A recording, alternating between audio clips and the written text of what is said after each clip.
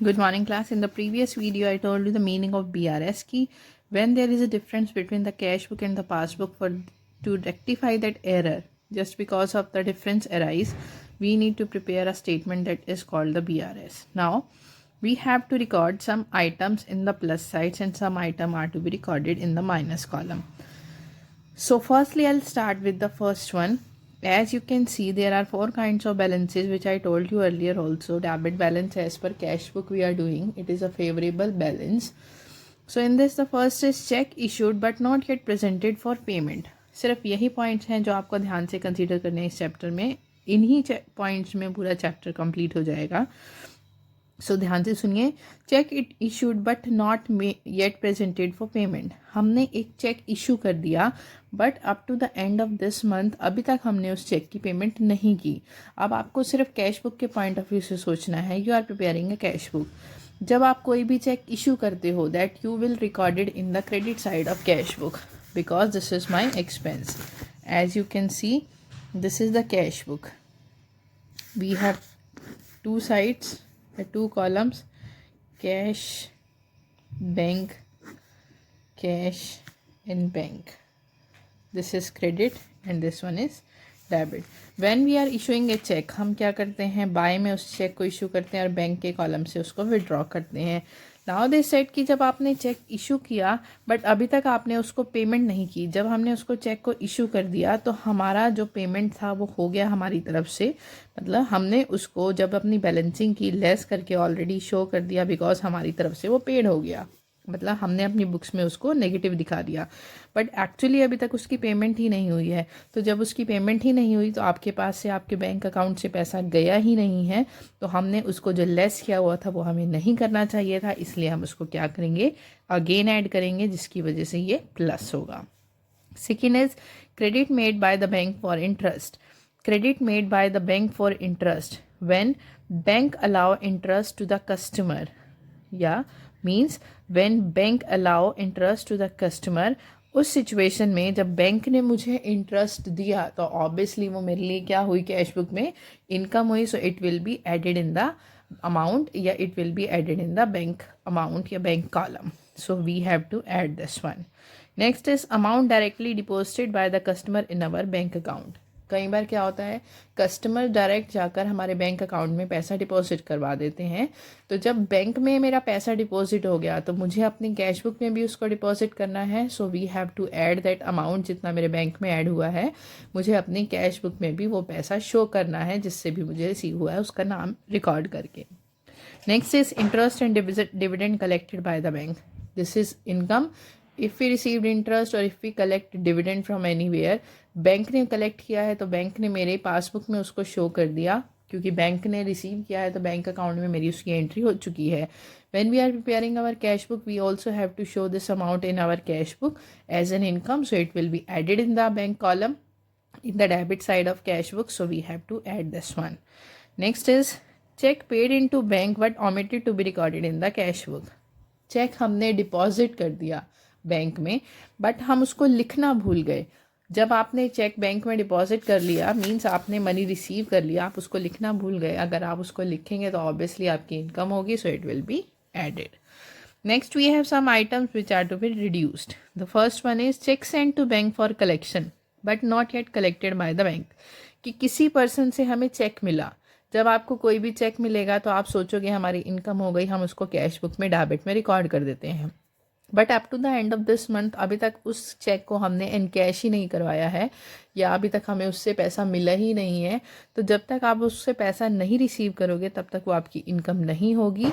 तो हम उसको क्या करेंगे, minus. Next is cheque send to bank for collection but dishonour. जब भी कोई डिसऑनर वर्ड आ जाता है मीन्स जो हमें चेक मिला था वो हम रिटर्न कर रहे हैं तो obviously it is a negative या minus balance. Direct payment made by the bank on the behalf of customer. कई बार बैंक हमारे बिहाफ पर हमारे कस्टमर को डायरेक्ट हमारे अकाउंट से पेमेंट कर देता है. तो जब बैंक ने उसकी पेमेंट कर दी, हमारी पासबुक रिड्यूस हो चुकी है बिकॉज बैंक ने पेमेंट कर दी, मेरे अकाउंट से बैलेंस कट गया. तो ऑब्वियसली मुझे अपनी कैश बुक जो हम मेंटेन कर रहे हैं उसमें भी हमें उसको पेमेंट करनी पड़ेगी. सो it is a negative balance. Debit paid by the bank for commission and bank charges. Bank अपनी सर्विसेज के लिए हमसे कुछ चार्जेस लेता है या फिर कमीशन लेता है, तो वो हम लोगों के लिए एक्सपेंस है. So we have to pay that amount of expense to the bank for such services. So this is a negative balance, so it will be reduced. Cheque issued but omitted to be recorded in the cash book. कि हमने किसी के नाम का check issue किया है but हम उसको कम्प्लीटली लिखना ही भूल गए, तो ऑब्वियसली जब आप चेक इशू करोगे तो आपका नेगेटिव बैलेंस जाएगा. So this is to be reduce. Now as you can see, this is the format as per bank reconciliation statement. The debit balance as per cash book is mentioned in the first questions. जो items हमने add की अभी discuss की वो लिखी हुई हैं, जो लेस की वो लिखी हुई है. इट्स नॉट नेसेसरी कि all the items will be there in the question. Some are there और some are not there. So as per the treatment जो भी मेंशन है आपको उसको ऐड और माइनस करना है. So I will start with the first illustration. As you can see, as on 31st March 2020, the bank balance as per Rajesh Chauhan cash book was 17,280 debit balance. So this is as per the cash book, we have the debit balance. So I am preparing the BRS. There are two columns which I have to prepare. This is for plus and this is for the minus. And here we have to write down the particulars. The first is debit balance as per cash book. As per cash book debit balance, it is a favorable balance, so it will be recorded in the plus column for 17,280. Now I am doing some transaction. On preparing the cash book with the passbook, following differences were found. In transaction की वजह से difference आ रहा था. The first is check for ₹8,400 sent for collection have not been cleared by the bank so far. उसने कहा है 31 मार्च के and तक एक चेक था 8,400 रुपीज़ का जो हमने बैंक को दिया था कलेक्ट करने के लिए, लेकिन अभी तक उससे पैसा हमें रिसीव नहीं किया. तो जब आपको कोई भी चेक मिला होगा आपने उसको कैश बुक में क्या किया होगा, obviously you have to add that amount in the cash book. You just consider कि ये चेक मुझे मिल गया, this is my income, so you will show that cheque in the debit side of cash book. But actually अभी तक हमें उससे पैसा मिला ही नहीं है, तो हमने उसको इस मंथ के एंड तक पहले ही ऐड किया हुआ है जो हमें नहीं करना था. So we have to reduce it now, जिसकी वजह से डिफरेंस कवर हो जाएगा. Cheque collected but not received, we not received the amount 8,400 in the negative column. Next is check issued but not yet presented for payment. Cheque issue कर दिया लेकिन अभी तक पे नहीं किया. जब पे ही नहीं किया तो आपने उसको कैश बुक में क्रेडिट में शो नहीं करना था, बिकॉज अभी तक वो पे ही नहीं हुआ है. तो जब पे ही नहीं हुआ तो हम उसको क्या करेंगे, add. Cheque issued but not paid. You have to write in this sense, but not paid. It is 5,600, sorry. The next is there is a debit of 80 in the passbook for bank charges but not recorded. Bank charges is my expense, we have to pay this. So bank charges 80 rupee in the negative column. Next is bank has collected 240 interest. Interest अब हमें मिला है, so it is income. Interest collected 240 in the plus column. Next is a customer deposit 2,000 direct in the bank but we will not record it in our passbook, cash book, sorry. एक customer ने direct deposit किया तो वो मेरे लिए क्या हो गई, income. Direct deposited in passbook, we have to show this in the cash book also as ₹2,000 plus. According to the, इसमें बेसिकली एक लॉजिक ये भी है कि जो इनकम्स है वो ऐड हो रही हैं और जो एक्सपेंसेस हैं वो लेस हो रहे हैं. The next is according to standing order of Rajesh Chauhan following payments are to be made. ये payments है तो obviously expenses हैं. What he pay the club fees -500. Then he pay the life insurance premium 2,500 as negative balance. Next is you have to prepare a bank reconciliation statement as on 31st March. Now I have recorded all the transaction. Now what you have to do in the last, total both the sides. 25 and 20 is the total of plus column, 11 for 80 is the total of minus column. So we have to write, as I said in the earlier, जो cash book का सीधा होता है passbook में वो reverse होता है. तो कैश बुक का डेबिट बैलेंस है तो एज पर पासबुक, क्रेडिट बैलेंस एज पर पासबुक होगा लास्ट में आपका. The difference of these two figures 25 and 20, 11,480 का 13,640. This is the credit balance as per passbook. We have to balance this at the end of the month. So this is the first illustration. Look at one more. Look at illustration number 3.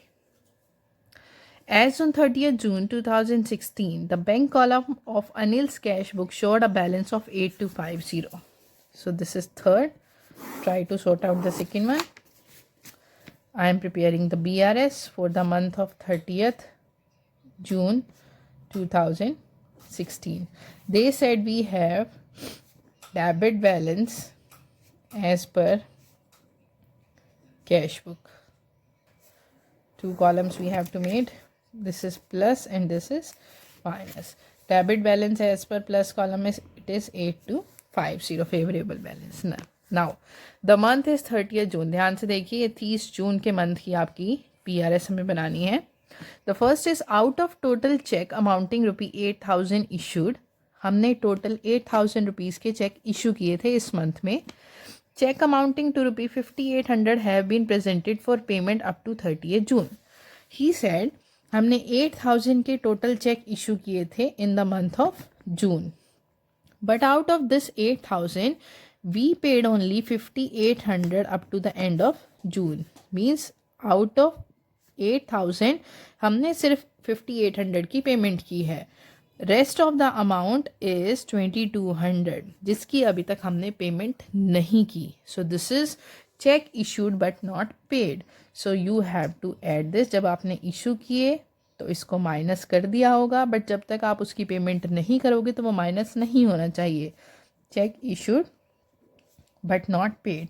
जो पे कर दिए उसमें तो कोई problem ही नहीं है, वो तो पे करने ही थे. जो sorry it is in the plus column. जो नहीं करने थे वो हम क्या करेंगे, दोबारा से add. Next is out of total cheque amounting ₹6,000 send to bank for collection. Cheque of ₹4,100 were credited up to 30th June. Total हमें 6,000 रुपीज़ के चेक कलेक्ट करने थे, बट हमने सिर्फ 4,100 के ही कलेक्ट किए हैं. मीन्स हमने द अमाउंट ऑफ 1,900 अभी तक हमने कलेक्ट नहीं किया. तो जब आपको कलेक्ट ही नहीं हुआ तो वो हमारी इनकम नहीं है, इसलिए क्या होगा, this is minus. Cheque not collected up to the end of this month. So you have to record this in the negative column. Next is on 28th June, a customer deposit 3,500 in our bank. So direct deposit by the customer. So this is my income as ₹3,500. The next one is debit side of Anil cash book has been overcast by ₹100. उसने कहा है अनिल की cash book को 100 rupees से हमने ज़्यादा लिखा हुआ है. अब ओवरकास्ट का मतलब होता है ज़्यादा लिखा हुआ है. सो कम कर देंगे उसको. Overcasting of cash book bank column. So overcasting है तो उसको अंडर करने के लिए हम माइनस करेंगे by ₹100. No entry has been made in the cash book for the payment of rent. If you pay rent, obviously it is my expense, so it will be recorded in the negative as ₹800. Then we have the last one.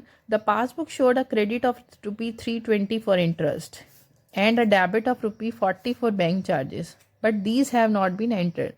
320 का हमें interest मिला और 40 के bank charges थे जो हमने record नहीं किए.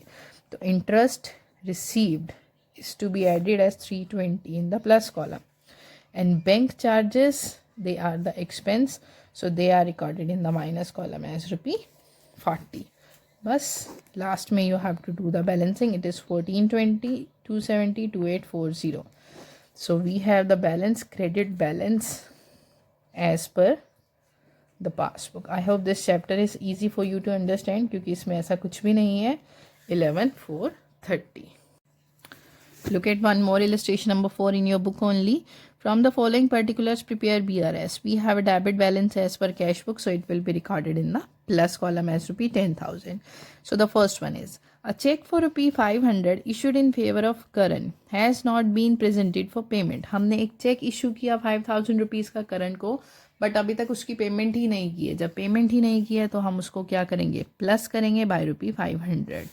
Next is a bill for ₹700 retired by bank on our behalf under a rebate of ₹20.